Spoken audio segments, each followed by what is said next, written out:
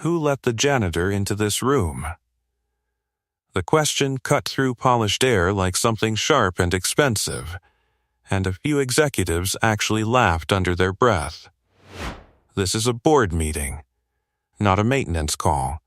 Someone get him out of here. The single dad didn't flinch. He just stood there, hands steady, eyes scanning the screens like he understood them better than anyone else.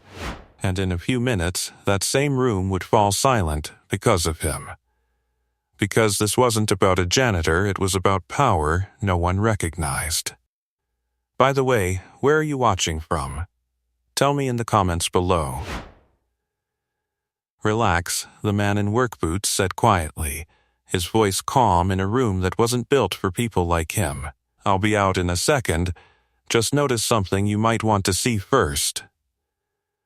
No one responded right away. Not because they respected him, but because of the tone. It wasn't defensive. I wasn't nervous. It was certain. Ethan Cole stood near the edge of the boardroom, still holding the cleaning cart handle with one hand. The fluorescent light from the hallway behind him framed his silhouette, making him look like he'd wandered into the wrong world. But his eyes didn't match that assumption. They moved across the digital displays, shipment maps, data streams, red markers blinking in clusters, like he was reading a language he hadn't forgotten. The CEO, Marcus Vance, leaned back in his leather chair, irritation written across his face. He wasn't used to interruptions, especially not from someone wearing a faded uniform and scuffed boots. You notice something? He repeated, voice dripping with disbelief. I assure you we have entire departments for that. A few of the board members smirked. One of them, Clara Duval, didn't laugh, but she didn't intervene either. She simply watched. Ethan didn't step further into the room. He didn't shrink either. Yeah, he said simply. You've got a delay pattern forming in your west corridor routes. It's stacking faster than your system's compensating. There was a pause. Not long, but long enough to register. Daniel Reyes, the COO, scoffed openly. That's impossible. The system auto-balances those variables. It's been stress-tested for months. Not for that configuration, Ethan replied, nodding slightly toward one of the screens. You've got overlapping reroutes feeding into the same choke point. It's subtle now, but give it 20 minutes, and it won't be. The room shifted. Not dramatically, but something changed. Marcus straightened slightly, annoyance flickering into something sharper. And you determined this while mopping the floors? Ethan's grip on the cart tightened just a fraction.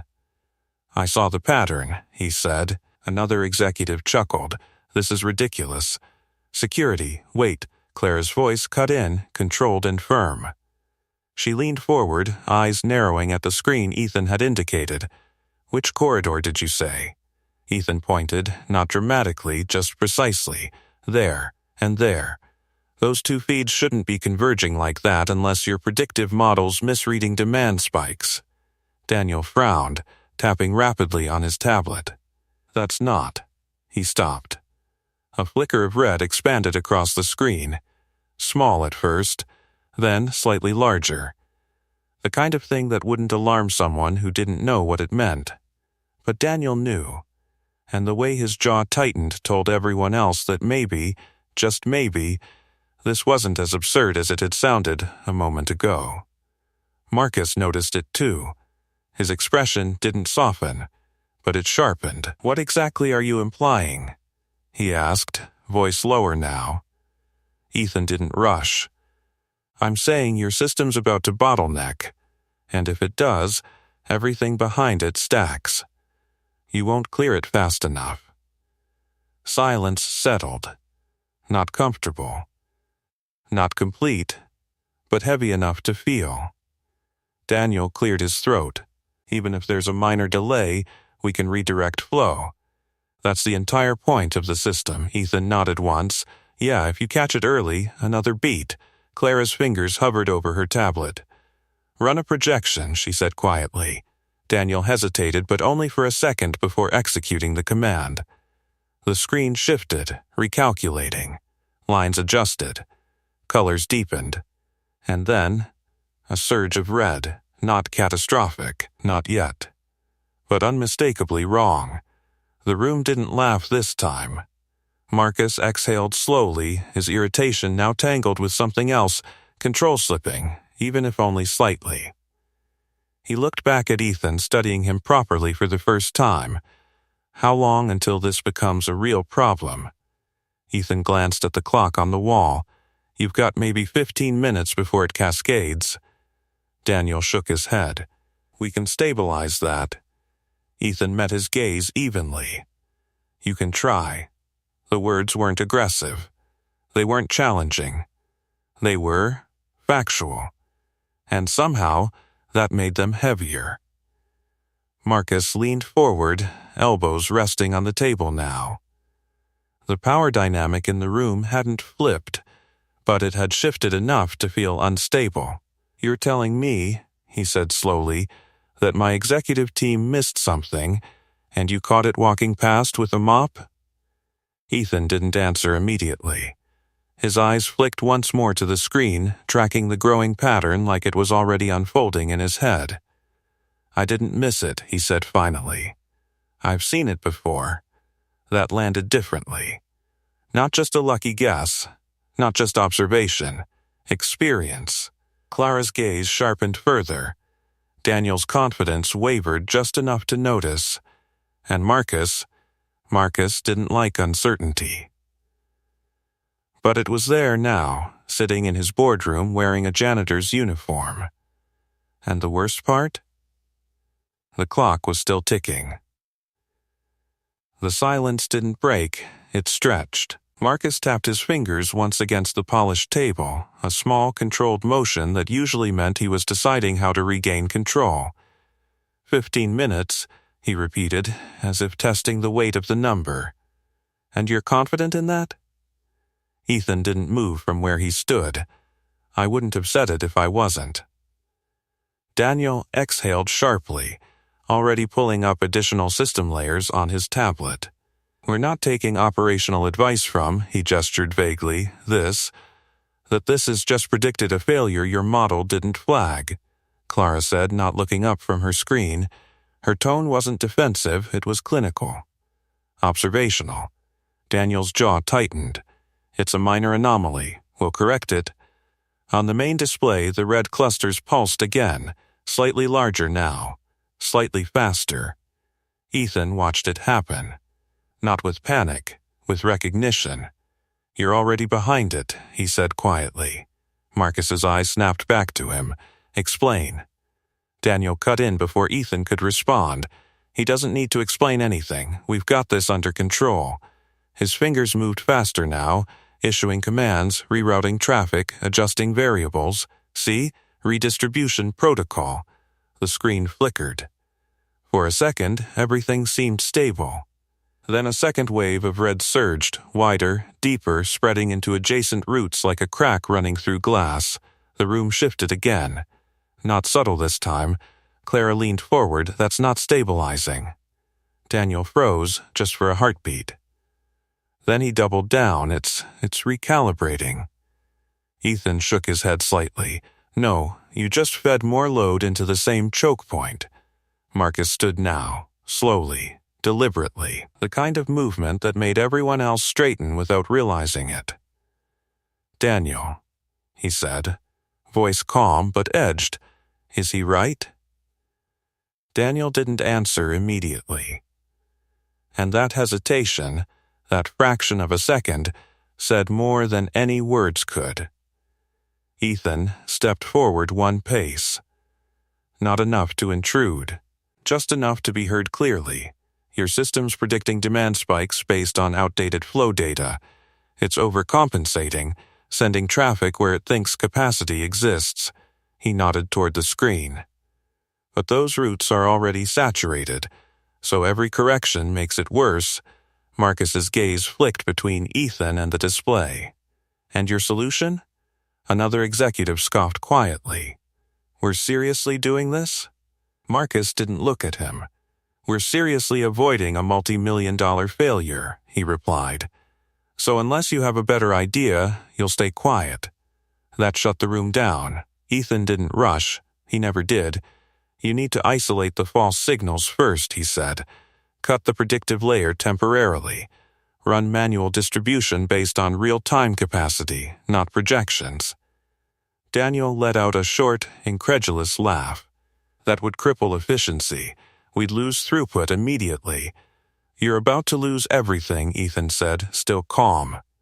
Throughput doesn't matter if the system locks up. Clara looked between them. How long would manual control hold? Long enough to clear the backlog, Ethan answered. If you move fast, Daniel shook his head, more forcefully now. This is insane. We've spent years building this system. You don't just shut it off because someone like him, thinks there's a pattern. Someone like me? Ethan echoed, not offended, just curious. Daniel didn't respond. He didn't need to. The meaning was clear. Marcus exhaled slowly, tension building behind his composed exterior. We're running out of time. His eyes settled on Ethan again. If you're wrong, I know, Ethan said. That stopped him, not the words, the certainty behind them. Clara spoke again, quieter this time. What made you see it? Ethan's gaze drifted back to the screen, following the expanding red like it was a map he'd memorized years ago. Patterns repeat, he said. Different systems. Same mistakes. Daniel scoffed again, but it sounded thinner now. You're talking like you've, managed operations at this scale? Ethan didn't answer that. And somehow, that silence said more than any explanation could. Marcus noticed it. He noticed everything now, the way Ethan stood, the way he spoke, the way he didn't try to impress anyone. It didn't fit the image they'd assigned him. Nothing about this fit anymore. The red clusters pulsed again, larger, faster. A notification flashed across the screen. Delay escalation, 12%. Clara's voice cut through the tension. That's climbing too fast. Daniel's hands moved again, issuing more commands, but his confidence was cracking. It showed in the slight tremor of his fingers, in the way his eyes darted between data points. Ethan watched him struggle. He didn't step in yet, not because he couldn't, but because he understood something the others didn't. They still thought this was about control. It wasn't. It was about timing. Marcus turned fully toward Ethan now. No mockery left, no dismissal, just a hard, evaluating stare. If we do what you're suggesting, he said, you're taking responsibility for it. Ethan met his gaze evenly. I already am, another beat. Then Marcus made the call. Daniel, disable predictive routing. Switch to manual distribution. Daniel stared at him. Marcus, I strongly advise. That wasn't a discussion. Silence. Then, reluctantly, Daniel executed the command. The system shifted. The predictive layer dimmed. Manual controls activated.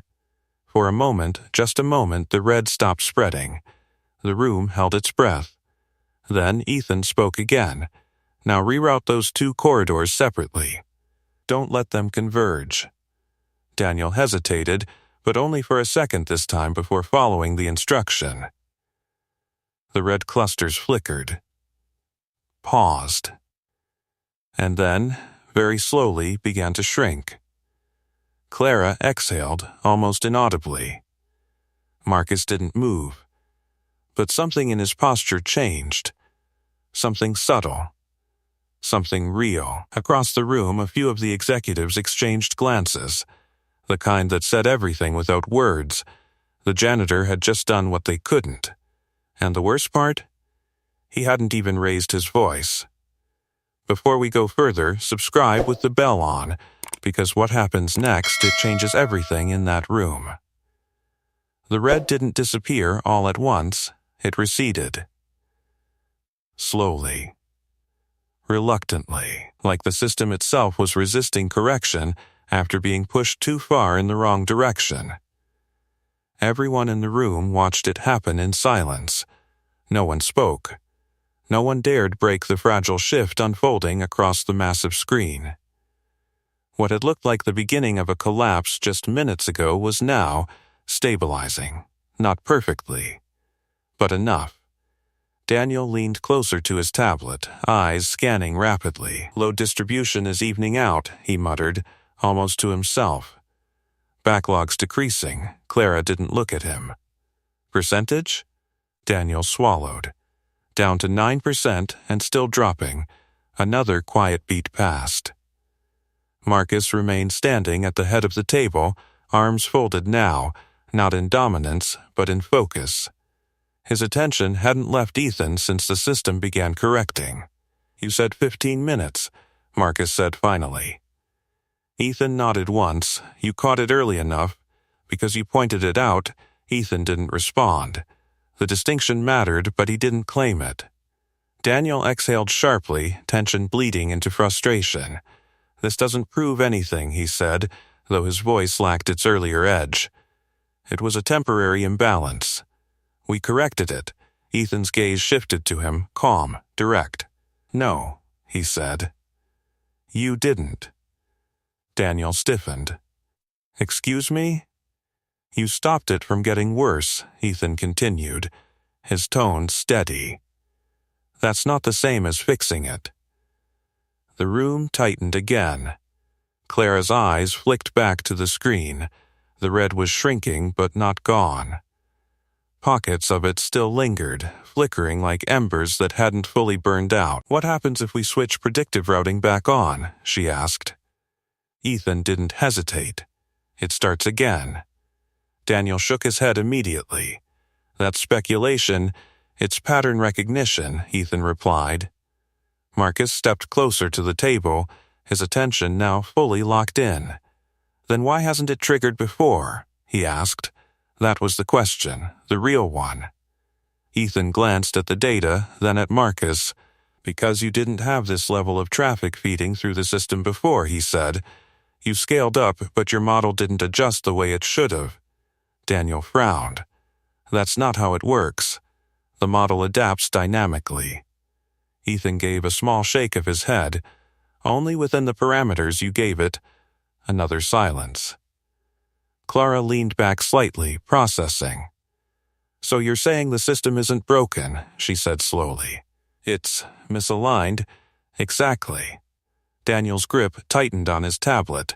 We built those parameters based on months of data, and that data didn't include this kind of load, Ethan said. Marcus's eyes narrowed slightly. You're telling me our biggest expansion just exposed a flaw we didn't account for? Ethan met his gaze. Yeah. No hesitation. No softening. Just the truth. The kind that didn't care about titles. Daniel let out a frustrated breath. Even if that's true, we can recalibrate. It's not. The screen flickered again. A sharp pulse of red, smaller than before, but sudden, unpredictable. Clara leaned forward immediately. What was that? Daniel's fingers moved fast. Minor fluctuation. Ethan was already shaking his head. No. That's it starting again. Marcus turned sharply. We're still in manual mode. Doesn't matter, Ethan said. Residual pressure. You didn't clear all the congestion. It's going to keep pushing back until you do. Daniel stared at the data, something like disbelief creeping in. That doesn't make sense. Ethan stepped closer to the screen now, just enough to point again. You've still got overlapping routes feeding into that sector. You separated the main corridors, but not the secondary feeds. Daniel followed his gesture. His expression changed, subtly, but undeniably. There, he said under his breath.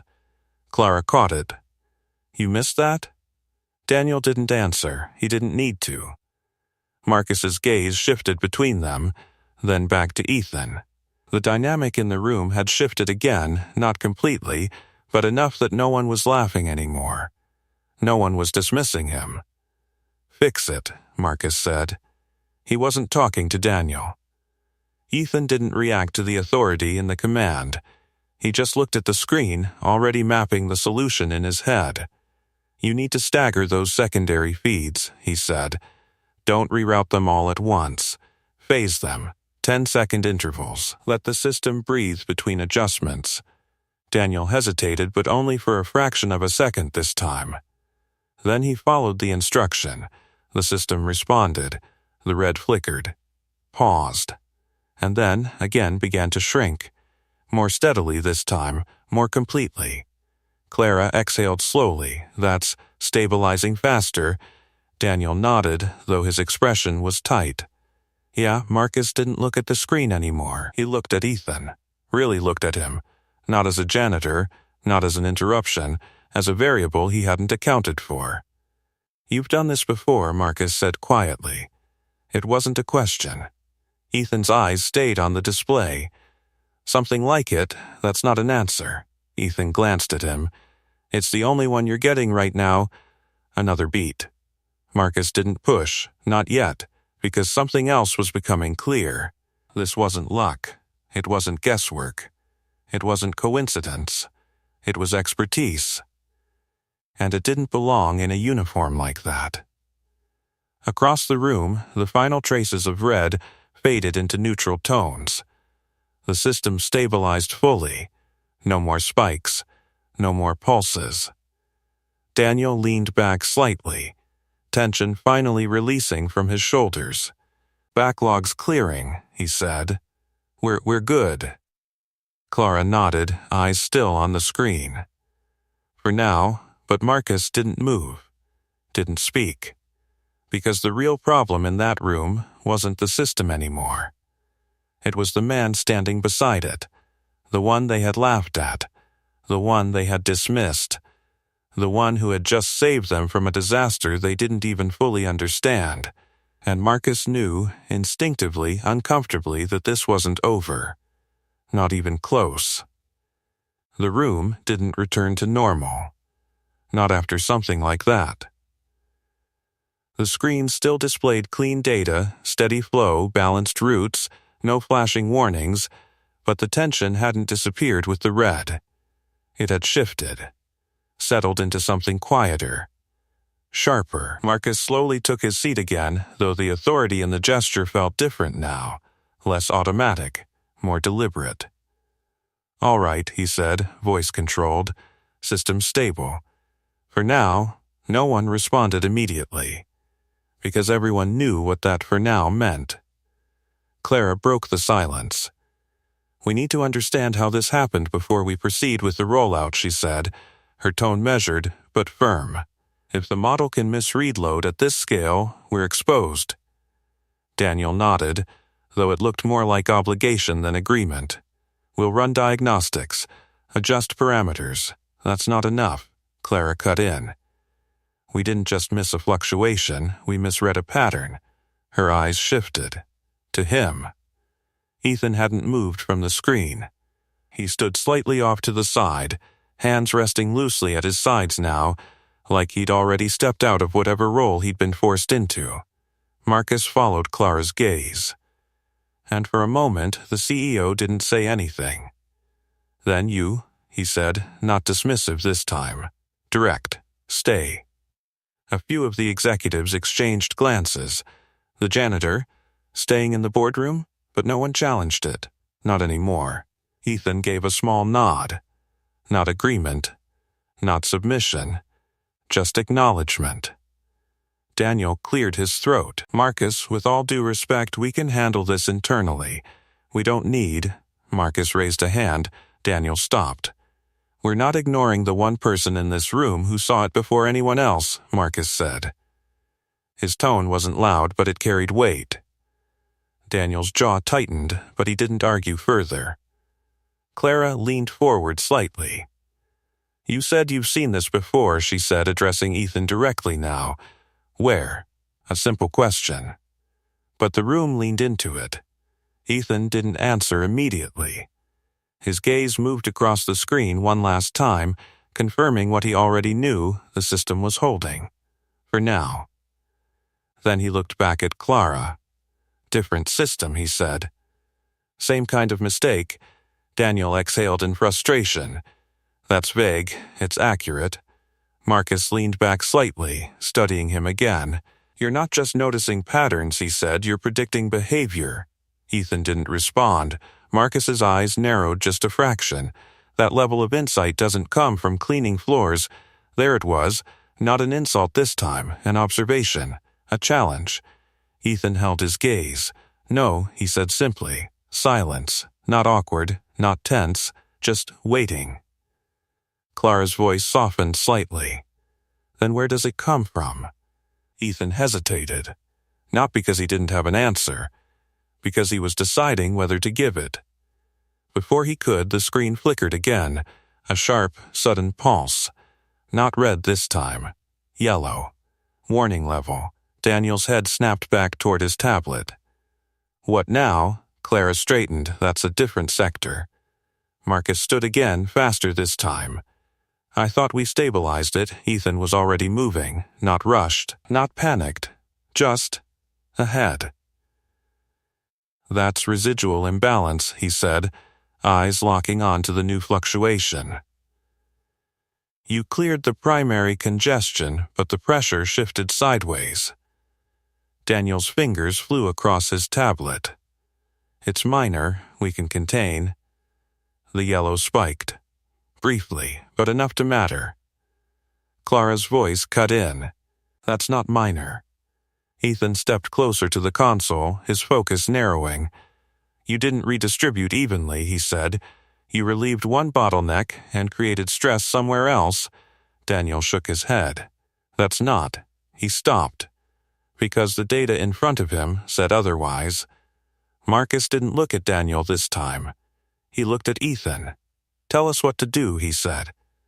Not a suggestion. Not a reluctant acceptance, a decision. The shift in the room was undeniable now.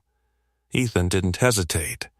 You need to balance the load across all secondary routes, he said, not just the ones that are failing. If you only react to the spikes, you'll keep chasing the problem instead of fixing it. Daniel swallowed. That would require recalculating distribution across the entire network in real time. That's possible, Ethan finished. If you simplify the variables, Clara frowned slightly. Simplify how? Strip out the non-essential modifiers, Ethan said. Focus on capacity and flow, nothing else. Daniel stared at him. That would reduce efficiency. It'll keep your system from breaking, Ethan replied. Another pause. Marcus didn't look away from Ethan. Do it, he said. Daniel hesitated, just long enough for everyone to notice. Then he executed. The system shifted again. Data streams recalibrated. Routes adjusted, not aggressively this time, but evenly, carefully. The yellow flickered, held, and then faded, gone. A deeper silence followed, not the kind filled with tension, the kind filled with realization. Clara leaned back slowly. That wasn't luck. Daniel didn't speak. Because he couldn't. Marcus exhaled, long and controlled. Then he looked at Ethan. Really looked this time. You're not a janitor, he said. It wasn't a question. Ethan's expression didn't change. I clean floors, he said. Marcus almost smiled. Not amused, not impressed, just recognizing something. Yeah, he said quietly. But that's not all you do. Ethan didn't respond. He didn't need to. Because in that moment, everyone in that room understood something they hadn't before. The uniform, the cart, the quiet presence. None of it explained the man standing in front of them, and whatever he wasn't saying, it mattered. Marcus straightened slightly, his voice shifting again, less confrontational, more intentional. We're not done here, he said. Ethan met his gaze. I know. And for the first time since he'd walked into that room, it didn't sound like he was the one out of place. The silence that followed wasn't relief. It was pressure. Not from the system anymore, but from the realization settling into every corner of that boardroom. The crisis hadn't just exposed a flaw in their network. It had exposed something far more uncomfortable. They hadn't been the smartest people in the room. Marcus didn't sit back down this time. He remained standing, one hand resting lightly on the table, eyes fixed on the man who had just dismantled their assumptions without raising his voice. "All right," he said slowly, "we stabilized it twice. That doesn't mean it won't happen again." Ethan gave a small nod. "It will, no hesitation. No attempt to soften it." Daniel let out a breath, frustration creeping back in. "You're assuming worst-case scenarios again." Ethan shook his head. "I'm recognizing patterns." Clara leaned forward slightly. "If it happens again, how bad are we talking?" Ethan glanced at the screen, then back at her. "Worse than what you just saw," he said, "because next time, it won't be gradual." That landed. Marcus's expression hardened. "Explain." Ethan stepped closer to the display, his finger hovering just above the surface without touching it. "Right now, your system's still holding because we interrupted the cascade early," he said. "But the underlying flaw's still there. The model's still misreading pressure points." Daniel crossed his arms. "We can recalibrate that." "Not fast enough," Ethan replied. The words were quiet, but they hit harder than anything else he'd said so far. Clara's voice dropped slightly. "What happens if we don't?" Ethan didn't look away from the screen. "Then it doesn't bottleneck," he said. Marcus frowned. "What does it do?" Ethan finally turned back to them. "It collapses." The word hung in the air. No one spoke, because everyone in that room understood exactly what that meant. Not delays, not inefficiencies, collapse. The kind that didn't just affect numbers on a screen, but contracts, reputation, entire supply chains. Daniel shook his head, but it wasn't confident anymore. "That's extreme." Ethan met his gaze. "So is your load?" Another silence. He wasn't arguing. He was stating facts. And that made it impossible to ignore. Marcus exhaled slowly, tension settling deeper into his posture. "Then we fix the flaw," he said. "Now." Daniel nodded quickly. "We'll bring in the engineering team. Run a full diagnostic." "They won't see it," Ethan interrupted. That stopped him. Marcus's eyes narrowed slightly. "Why not?" Ethan's voice remained calm. "Because they're looking at the system the way it was designed," he said, "not the way it's behaving under pressure." Clara studied him carefully. "And you are?" Ethan shrugged slightly. "I've seen what happens when systems get pushed past what they were built for." Daniel scoffed, but it sounded weaker this time. "You keep saying that like you've—" "Daniel," Marcus cut in, not sharply, but firmly enough to end it. Daniel fell silent. Marcus stepped closer, closing the distance between himself and Ethan by just a few feet.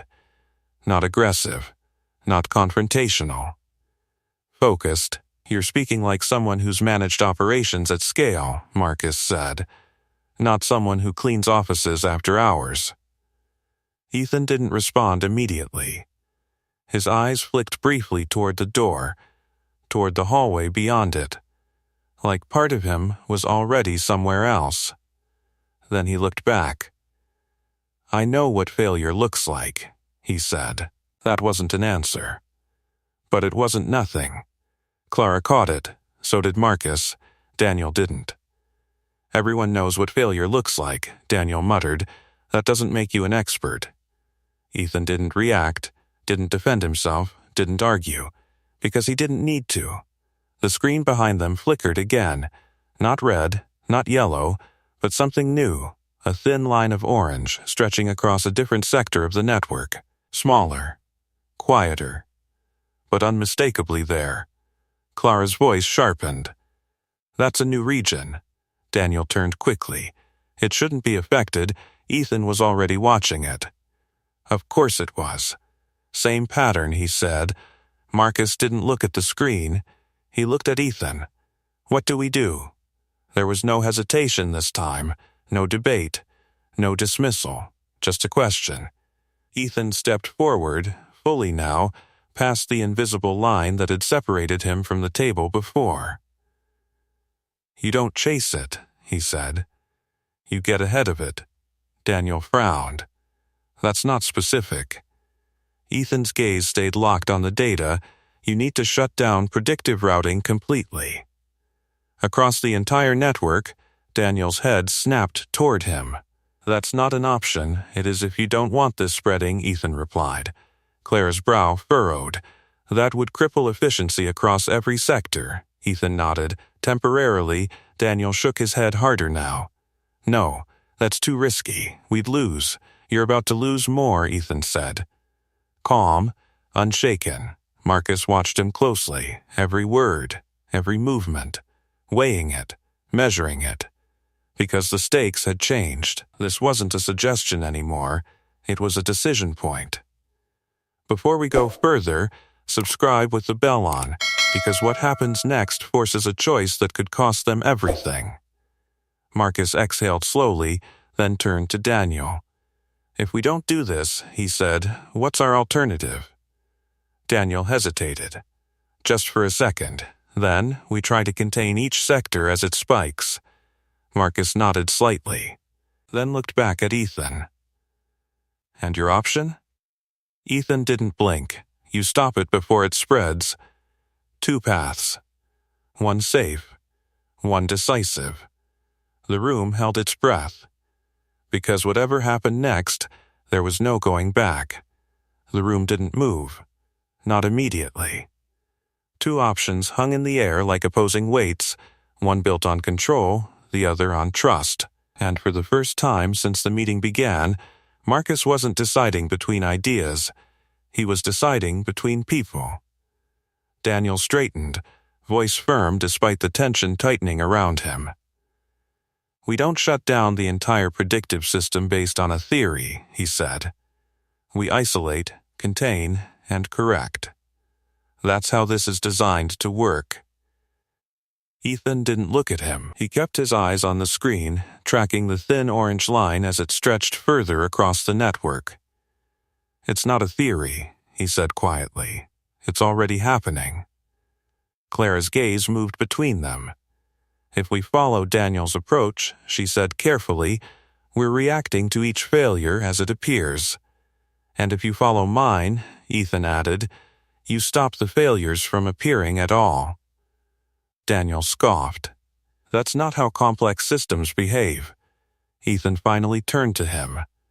"Not confrontational, just direct. That's exactly how they behave when the model driving them is wrong." The words landed harder than anything else he'd said. Because they weren't about the system. They were about the people who built it. Marcus felt that shift. He stepped forward again, closing the distance between himself and the table. "If we shut down predictive routing," he said, "how long before we lose control of the network entirely?" Ethan didn't hesitate. "You won't if you manage it properly." Daniel let out a sharp breath. "That's not an answer. It is," Ethan replied. "You're assuming control only exists inside your model. It doesn't." Clara leaned in slightly. "Then where does it exist?" Ethan glanced at her. "In the people running it." Silence. That answer wasn't technical. It was fundamental. And it made Daniel visibly uncomfortable. "We can't run a system of this scale manually," Daniel argued. "Not without losing efficiency, not without trusting your team," Ethan finished. Daniel stopped. Because that wasn't where he was going. But it was where the conversation had landed. The orange line on the screen pulsed again. Wider this time. Not aggressively, but steadily. Marcus noticed it. "Of course he did. Time's not on our side," he said. Clara nodded once. "It's spreading." Daniel's fingers hovered over his tablet, ready to execute his containment protocols. "We can handle this," he insisted. "We've trained for." "You've trained for the system working," Ethan interrupted. "Not for it failing like this, another beat." Marcus turned fully toward him. "If we do this your way," he said, "what's the first step?" Ethan stepped closer to the console again, his presence now fully integrated into the space that had rejected him minutes ago. "You don't just shut it off," he said.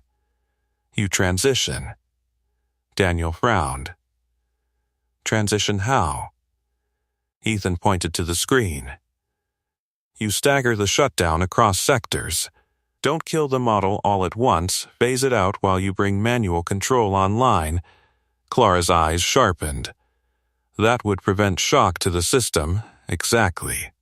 Daniel hesitated, because that made sense, and he hated that it did.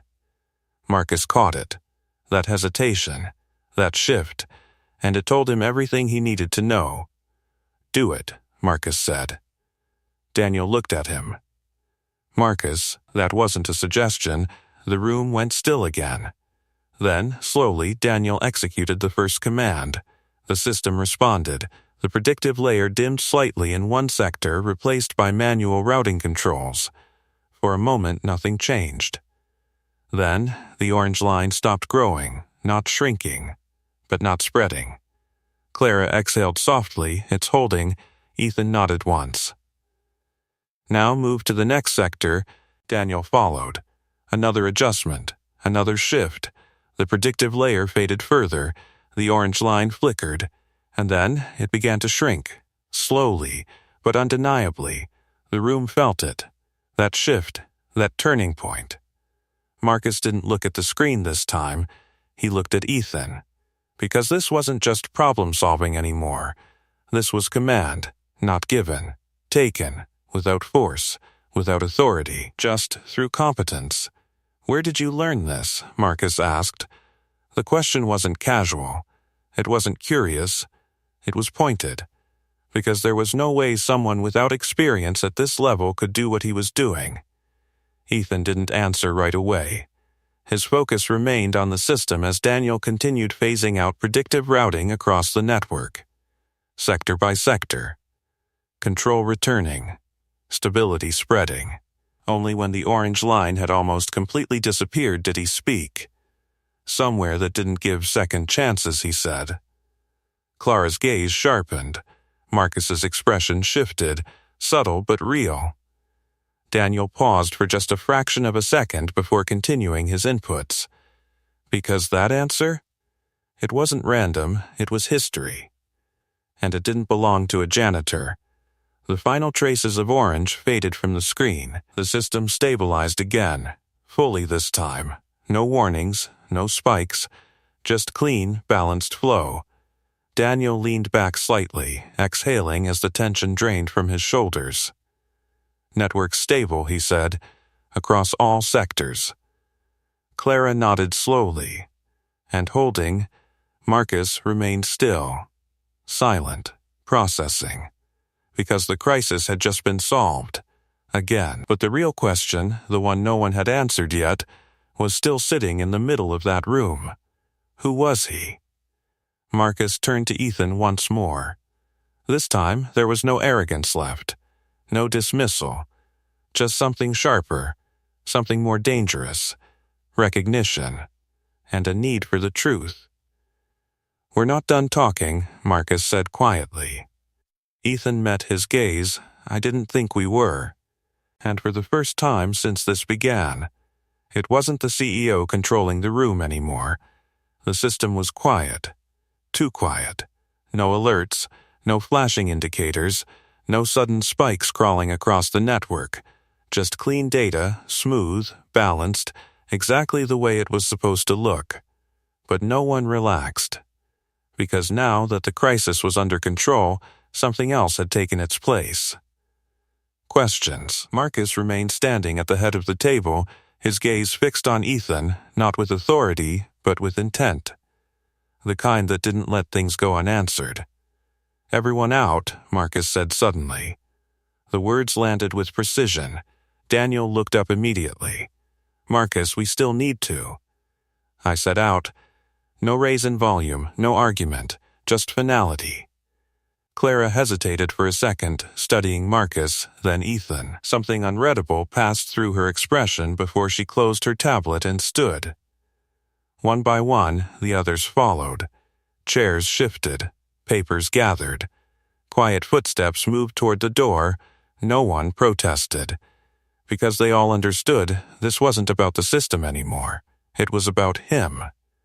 The door closed softly behind the last executive. Silence settled in again.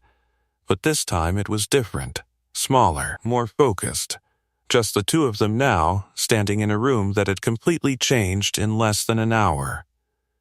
Marcus didn't move right away. He let the quiet stretch like he was measuring it. Then, "You're not telling me something." It wasn't accusatory. It was certain. Ethan leaned lightly against the edge of the console, arms relaxed at his sides.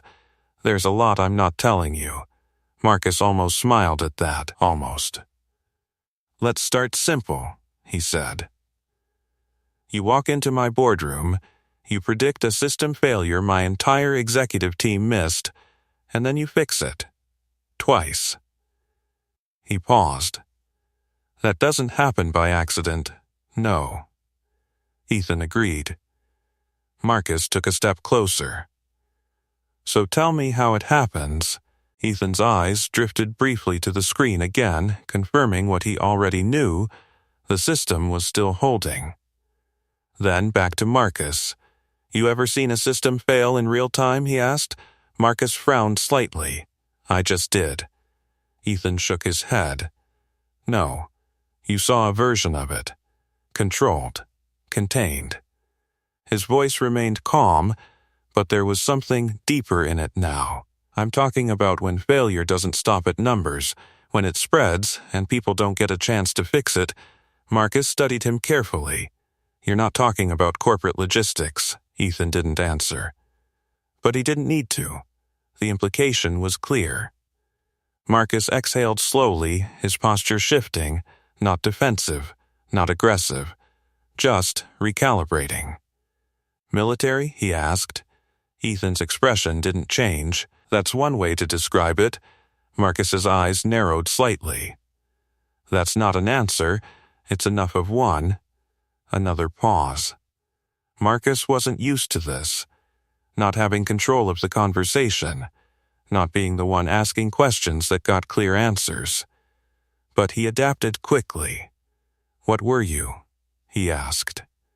Ethan's gaze held steady. "For a long time," he said, "I was the guy people called when things stopped working the way they were supposed to." Marcus absorbed that. "Operations," he said. "High level." Ethan didn't confirm it. But he didn't deny it either. Marcus let out a quiet breath, running a hand briefly along the edge of the table. "And now you're cleaning floors in my building, yeah." The simplicity of the answer hit harder than anything else. Marcus looked at him again, differently this time. Not as a mystery, as a contradiction. "That doesn't make sense," Marcus said. Ethan gave a small shrug. "It doesn't have to." Marcus's jaw tightened slightly. "It does to me." Ethan's eyes softened, just a fraction. "That's because you're used to things lining up," he said. "Titles matching roles. People being where they're supposed to be, and you're not where you're supposed to be?" Ethan didn't answer right away. For the first time, there was a flicker of something else behind his calm. Not discomfort, not regret, something quieter, more personal. "I'm exactly where I need to be," he said finally. Marcus caught it. That shift. "Because of your daughter," he said. It wasn't a guess, it was an observation. Ethan's gaze sharpened slightly. Marcus nodded once. "You mentioned timing earlier. Patterns. That kind of thinking, it doesn't just disappear." He paused. "So something made you step away." Ethan looked at him for a long moment. Then, "Yeah." Marcus waited. But Ethan didn't continue. And this time, Marcus didn't push. Not because he wasn't curious, because he understood something had boundaries. The room fell quiet again. But not tense, just real. Marcus finally stepped back slightly, breaking the intensity of the moment. "You know," he said, "if anyone else had walked in here and said what you said, they'd be out of the building by now." Ethan gave a faint nod. "I figured, and yet you stayed." Ethan's voice was steady. You needed someone too. Marcus let out a short breath, something close to a laugh but not quite. You're not wrong. Another pause. Then Marcus's expression shifted again. Focused. Strategic. The system's stable now, he said. But you said the flaw's still there. It is. So we fix it. Ethan nodded. Yeah. Marcus studied him for a second longer. Then you're going to help us do that, not a question. A decision. Ethan didn't react immediately. His eyes moved once more to the screen. Then back to Marcus. I'll show you where it breaks, he said. Marcus nodded slowly. That's all I need. But deep down, he knew it wasn't. Because whatever this man wasn't saying yet, it was bigger than a broken system. And it was about to come out. The room didn't feel like a boardroom anymore. It felt like a command center. Not because the screens had changed, but because the control had. Marcus moved first, pulling a chair slightly back from the table. Sit, he said, gesturing toward it. It wasn't a gesture of courtesy, it was recognition. Ethan glanced at the chair, then back at the screens. For a moment, it looked like he might refuse. Then he stepped forward and sat, not like someone stepping up, but like someone stepping back into something familiar. Daniel hadn't left. He stood near the far side of the table, arms crossed tightly, watching everything unfold with a mixture of frustration and disbelief. We're really doing this? He muttered. Handing control to. Marcus didn't even look at him this time. We're fixing the system, he said. You can either help, or you can watch. That shut him up. Clara remained seated as well, her tablet open, eyes sharp and observant. She wasn't skeptical anymore, she was studying. Ethan leaned slightly forward, his focus narrowing as the system maps expanded across the central display. Bring up the full network architecture, he said. Daniel hesitated, just long enough. Then complied. Layers unfolded across the screen, routes, nodes, data flows, predictive overlays still dimmed from the earlier shutdown. Ethan studied it in silence, not scanning, reading. You built this to be efficient, he said after a moment. Daniel frowned.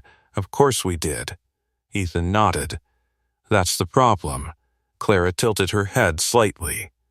Efficiency is the goal, not when it removes flexibility, Ethan replied. Marcus leaned forward slightly. Explain. Ethan pointed to a cluster of nodes. You've centralized too much control into the predictive layer.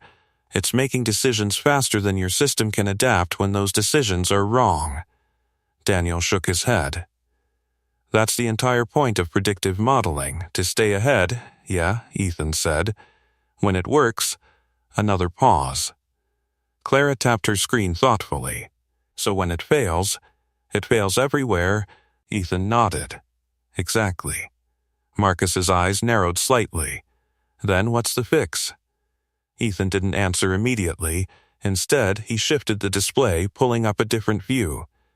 One that stripped away some of the complexity, leaving behind something more raw. Decentralized control, he said. Daniel let out a short laugh.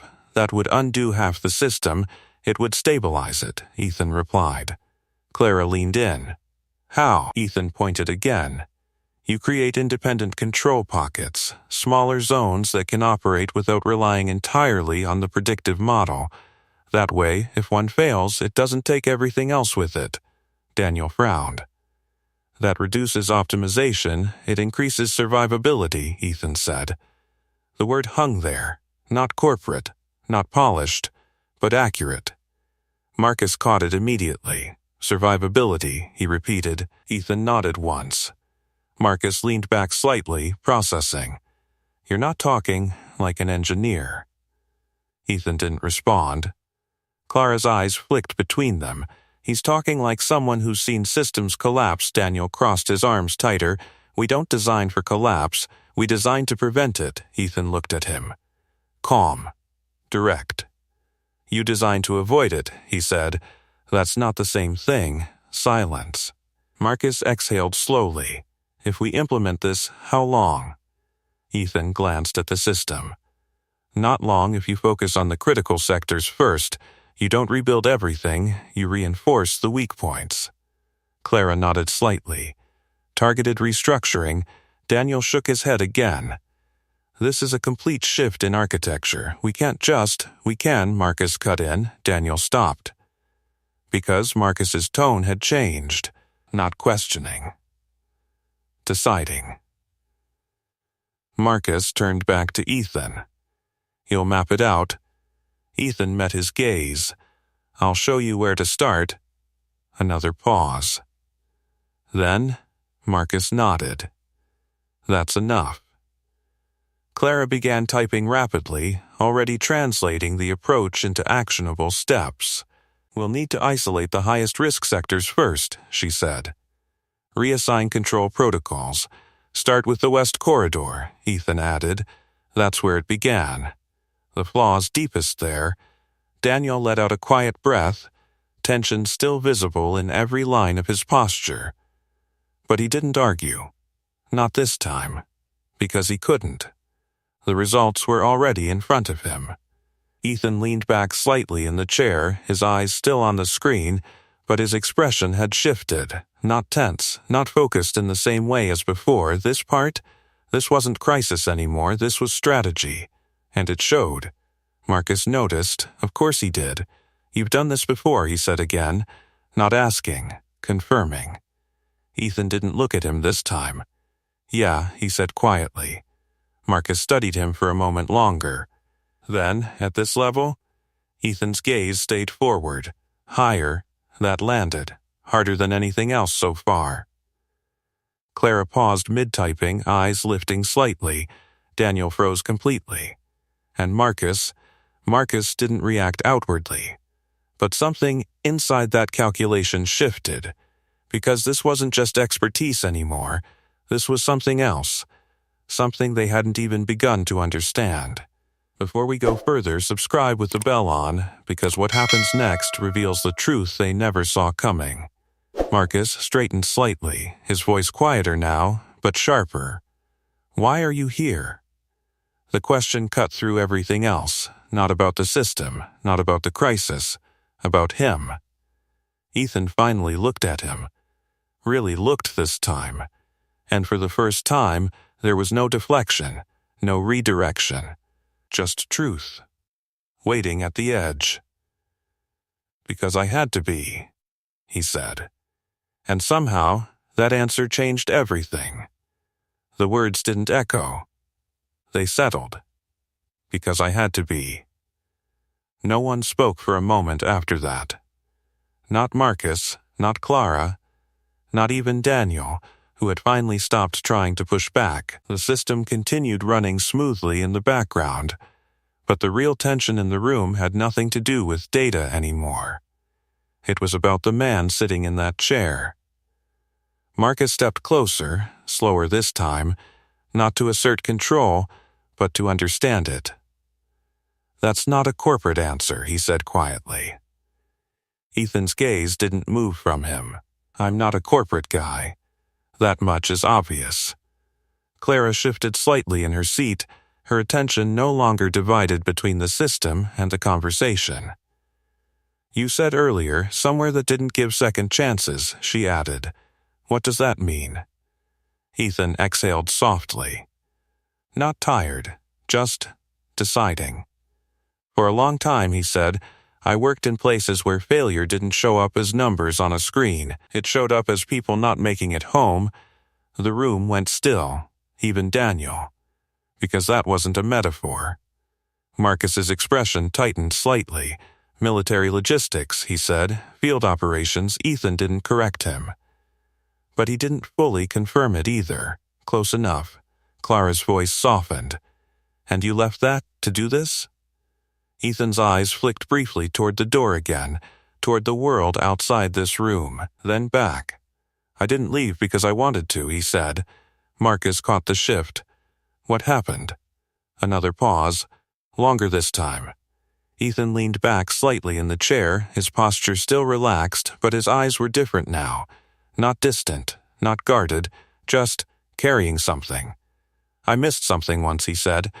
The simplicity of it made it heavier. Daniel frowned slightly. You missed something? Ethan nodded. A pattern, small one. Looked harmless. The room held still. Because they all knew what came next. It wasn't. No one asked what happened after that. They didn't need to. It was already written in the way he said it. Clara lowered her gaze slightly, processing. Marcus didn't move at all, and Daniel. Daniel didn't speak. For the first time since this began, he didn't have a response. Ethan looked back at the screen, watching the system flow cleanly again. Systems don't fail all at once, he said. They fail in pieces, quietly. Until no one can stop it. Marcus exhaled slowly. And you learn to see those pieces before they connect. Ethan nodded once. Or you don't get another chance. Silence settled again. But it wasn't uncomfortable. It was understanding. Clara broke it first, so you stepped away. Ethan shook his head slightly. I stepped out. Difference? Marcus asked. Ethan's expression softened, just a fraction.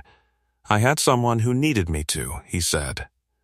Marcus nodded once. The daughter, Ethan didn't say her name. But he didn't need to. Daniel shifted slightly, the tension in his posture easing for the first time. So you went from that, he gestured vaguely, to this? Ethan glanced at him. Yeah, Daniel frowned. That doesn't track. Ethan gave a faint, almost tired smile. It doesn't have to. Marcus studied him again, deeper this time. You're overqualified for this building, he said. Ethan shrugged slightly. It pays the bills. That's not why you stayed, Marcus replied. Ethan didn't answer. Because Marcus was right. Clara noticed it too. You stayed because it's stable, she said quietly. Predictable. No variables you can't control. Ethan looked at her, and for the first time, he nodded. Yeah, that landed differently. Because now it made sense. The uniform. The silence. The decision to stay invisible. It wasn't about lack of opportunity. It was about control. Marcus exhaled slowly, turning slightly toward the screen before looking back. And yet, you stepped in anyway. Ethan's gaze followed his, then returned. Because this wasn't just a system problem. Marcus tilted his head slightly. What was it? Ethan didn't hesitate. It was the same mistake, he said. Just in a different place. Another quiet pause. Clara leaned back, her expression thoughtful. So what we're building here, it's vulnerable, Ethan nodded. Yeah. Daniel finally spoke again, but his voice was different now. Less defensive, more grounded. And the changes you're suggesting, they fix that? They reduce the risk, Ethan said. Nothing removes it completely. Marcus stepped forward again, his focus sharpening. Then we reduce it as much as we can. Ethan nodded once. That's the job. The room shifted again. Not in tension. In alignment. For the first time since the meeting began, they weren't arguing. They were working. Clara turned back to her tablet. We'll need to restructure the network in phases, she said. Prioritize high-risk sectors, build independent control pockets. Start with the West Corridor, Ethan added again, then expand outward. Daniel nodded slowly, already adjusting parameters. We can isolate those sectors within the hour. Marcus looked between them. Then, back at Ethan. You're staying on this, he said, not a question. Ethan met his gaze.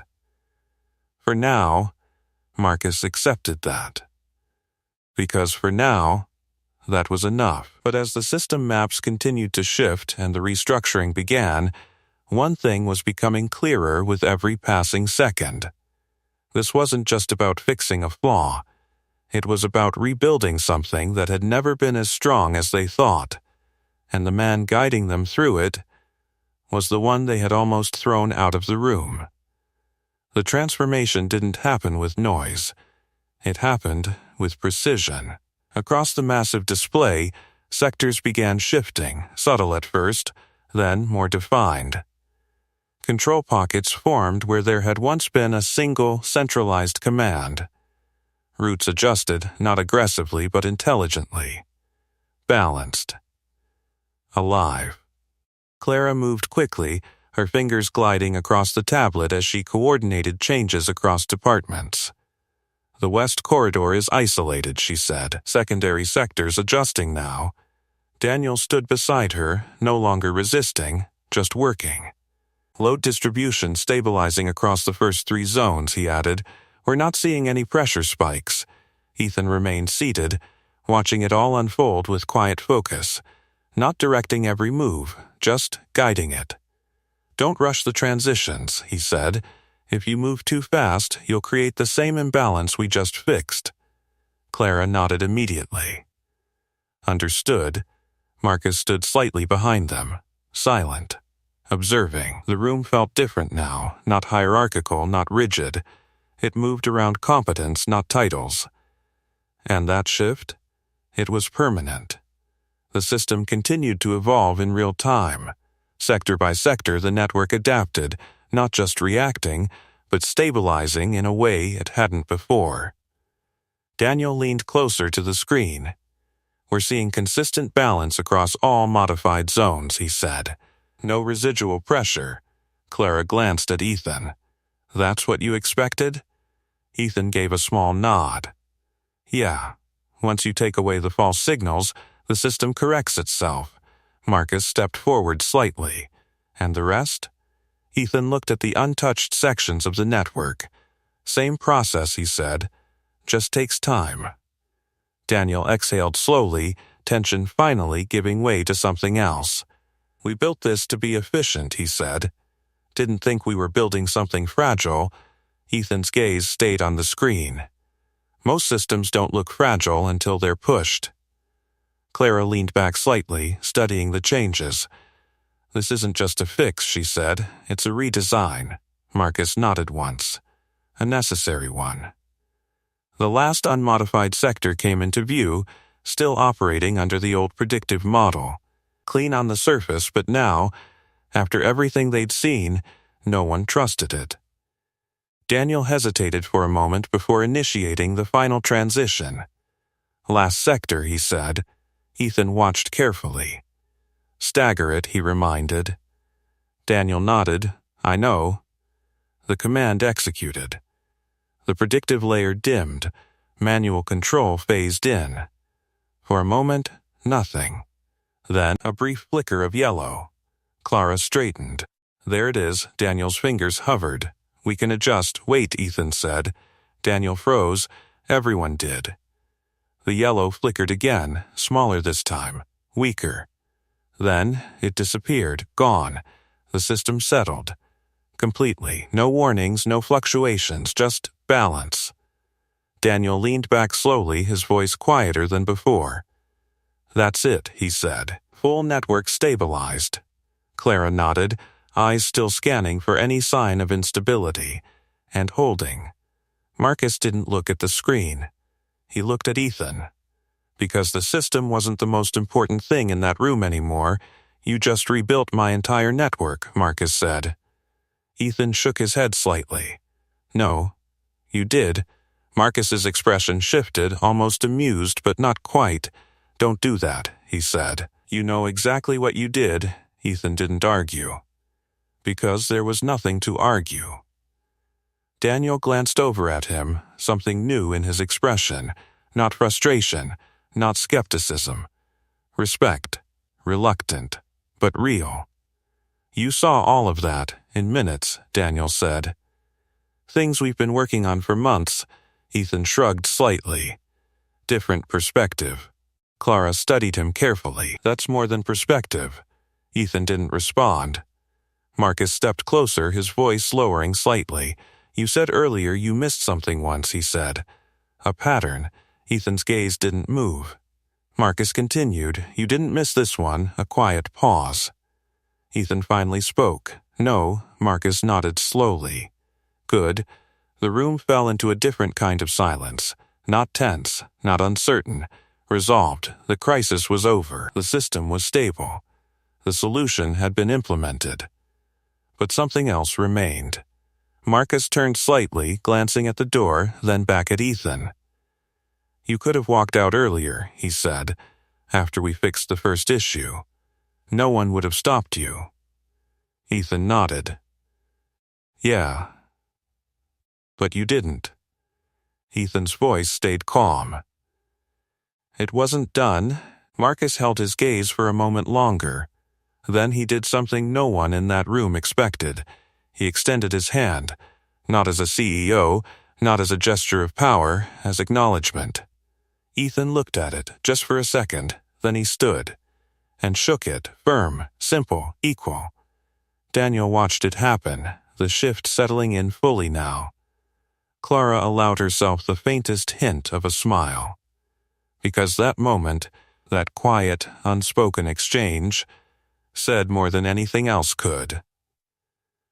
The man they had laughed at had just saved them, and the system they thought they controlled had just taught them something else entirely. Power didn't come from position. It came from knowing what to do when everything else failed. The handshake didn't last long.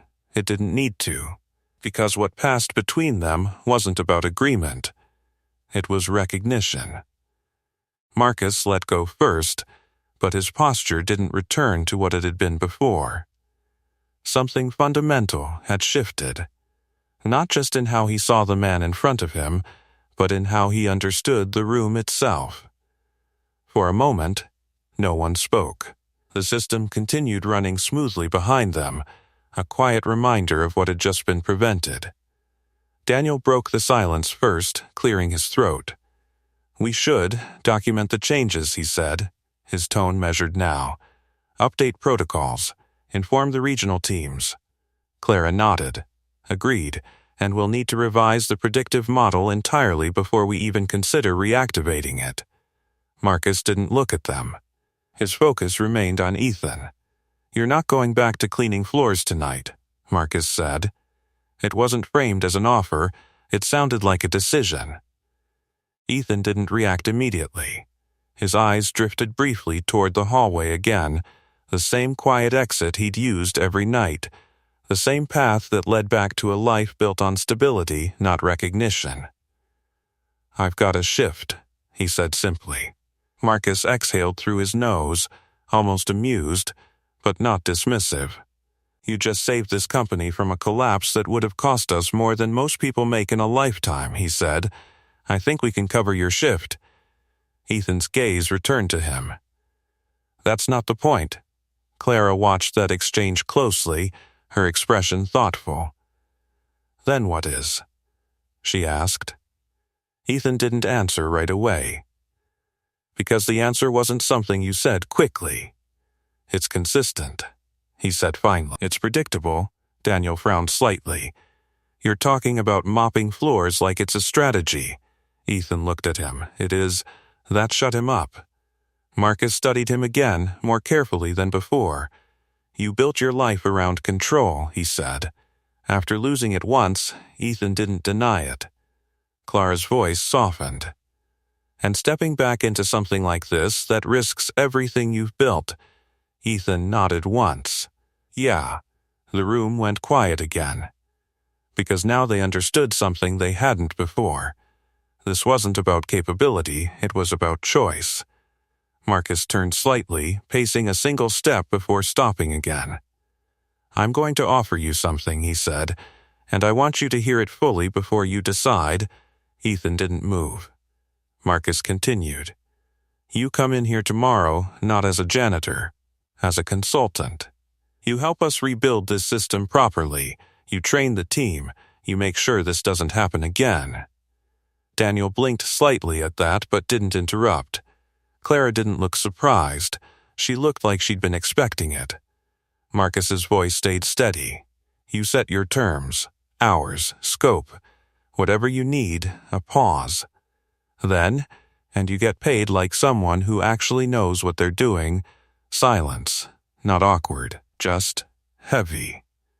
Ethan leaned back slightly against the edge of the table, his arms resting loosely at his sides. He didn't look tempted. He looked thoughtful. "I've heard offers like that before," he said. Marcus's eyes narrowed slightly. "And?" "I said no." Daniel let out a quiet breath, almost under it. "Of course you did." Clara ignored him, her attention still on Ethan. "Why?" Ethan's gaze dropped briefly to the floor, then lifted again. "Because it pulls you back in," he said. "Once you step into it again, it doesn't stay contained." Marcus nodded slowly. "You're afraid of that?" Ethan didn't react to the word, but he didn't reject it either. "I'm careful with it," he said instead. Another pause. Marcus considered that. Then, what if it doesn't have to be all or nothing? Ethan looked at him. Marcus stepped closer again, not imposing, just present. "What if you help us fix this, on your terms?" he said. "No long-term commitment. No full return to whatever you walked away from." Clara added quietly, "You control the boundaries." Daniel shifted slightly but said nothing. Because this made sense. Ethan was silent for a long moment, the room didn't rush him. Because everyone there understood, this decision wasn't about money or status, it was about what kind of life he was willing to risk again. Finally, Ethan spoke. "I've got a daughter," he said. Marcus nodded once. "I know, she comes first, understood." Ethan's gaze stayed steady. "That doesn't change, it won't." Another pause. Then, "All right," Ethan said. The word landed quietly. But it changed everything. Daniel blinked. "Wait, seriously?" Clara allowed herself a small, satisfied nod. Marcus didn't smile. But something in his expression settled. "Good," he said. Ethan pushed himself off the table, straightening slightly. "Temporary," he added. Marcus nodded. Temporary. They both knew what that meant.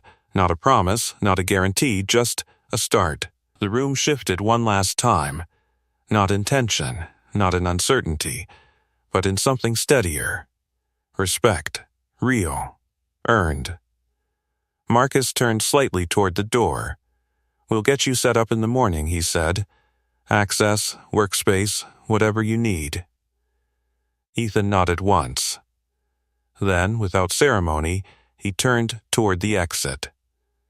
Back toward the hallway. Back toward the life he'd built. But this time, he wasn't walking away unnoticed, and everyone in that room knew it. The man they had dismissed as a janitor had just become the one person they couldn't afford to overlook again. The hallway felt quieter than usual. Not because it had changed, but because he had. The same polished floors stretched ahead. The same hum of distant machinery echoed through the building. The same cleaning cart waited where he'd left it, untouched, exactly as it had been before everything shifted. Ethan walked toward it slowly. Not rushed, not distracted, just steady, like nothing had changed. But everything had. He reached the cart, resting his hand lightly on the handle for a moment. The familiar weight grounded him, the simplicity of it, the routine, the predictability he had built his life around. For a second, he just stood there. Then he exhaled and moved. The wheels rolled quietly against the floor as he pushed the cart forward, back into the corridors where no one expected anything from him, where no one asked questions, where everything stayed manageable. Until, "Dad," the voice came fast, light, bright, and it cut through everything else. Ethan turned. Lily ran toward him from the far end of the hallway, her small backpack bouncing slightly against her shoulders. She wasn't supposed to be here this late, but that didn't matter in that moment. He set the cart aside just in time to catch her as she reached him. "You're still working," she said, slightly out of breath, looking up at him. He smiled faintly, brushing a strand of hair from her face. "Yeah," he said. "Just finishing up?" She glanced past him toward the direction of the boardroom. "There were a lot of people up there," she said. Everything okay? Ethan followed her gaze for a moment. Then back to her. Yeah, he said quietly. It is now. She studied him for a second, longer than most kids would, like she understood more than she said. Then she smiled. Good. He picked up the cart again, one hand on the handle, the other resting lightly on her shoulder as they walked together down the corridor. Simple. Quiet. Steady. Behind them, inside that boardroom, things were already moving. Clara was coordinating teams. Daniel was rewriting protocols. Marcus stood at the window, looking out over the city, not at the skyline, but at the reflection in the glass, because for the first time in a long time, he had misjudged something. No, someone. And that realization didn't sit lightly. The janitor he had questioned had seen what no one else could, had done what no one else could, and had walked away from it without asking for anything in return. That part stayed with him the most. Because power, real power, didn't need to announce itself. It just acted, and it didn't care who noticed. Back in the hallway, Ethan slowed his steps slightly as they approached the exit. The night air waited beyond the glass doors, cool and familiar. Lily looked up at him again. Are you coming back tomorrow? She asked. He paused, just for a second, then nodded. Yeah, he said. For a little while, she didn't ask more. She didn't need to. They stepped outside together, the city stretching out around them, loud, alive, unpredictable. And for once, that didn't feel like a threat. It felt manageable. Because this time, he wasn't stepping back into it blindly. He was choosing how far he went. And that made all the difference. He opened the car door for her, making sure she was settled before walking around to the driver's side. The routine was the same as always. But the path ahead? That had changed. Not into something chaotic, not into something overwhelming, but into something balanced, something controlled, something his. And somewhere behind them, in a room filled with people who once saw him as invisible, a shift had already taken root. They would remember this, not just the crisis, not just the solution, but the moment they realized that the person they overlooked was the one who understood everything. This isn't a story about a janitor being questioned. It's about how quickly power falls apart when it mistakes silence for lack of strength, and how real value doesn't need recognition to exist. Now tell me, what story should we uncover next? Subscribe and don't miss our next story. The mechanic they fired fixed the CEO's car for free, then drove away with the truth. Trust me, you'll feel it. And tell me in the comments, what injustice should we tackle next?